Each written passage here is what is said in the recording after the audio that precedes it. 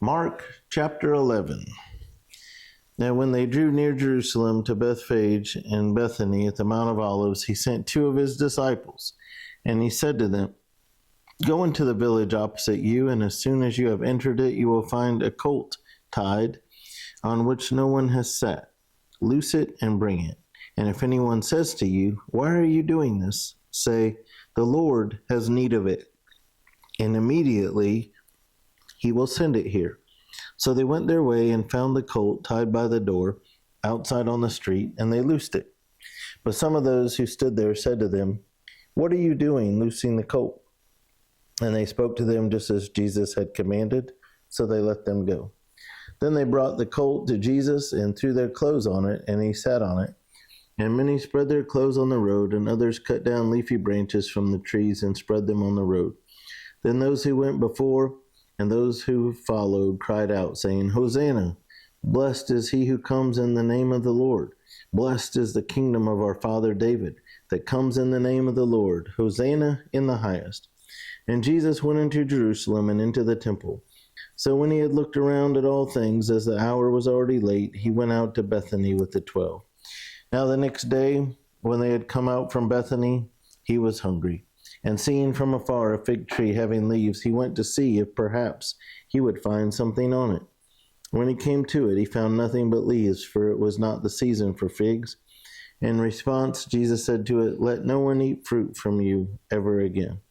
And his disciples heard it. So they came to Jerusalem.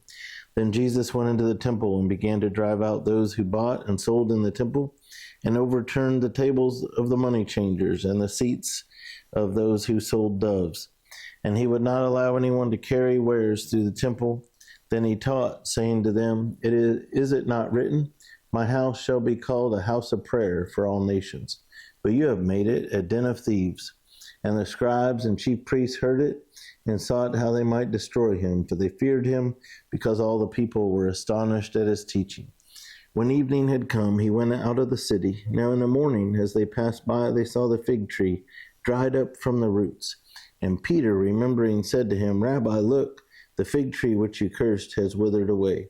So Jesus answered and said to them, "Have faith in God.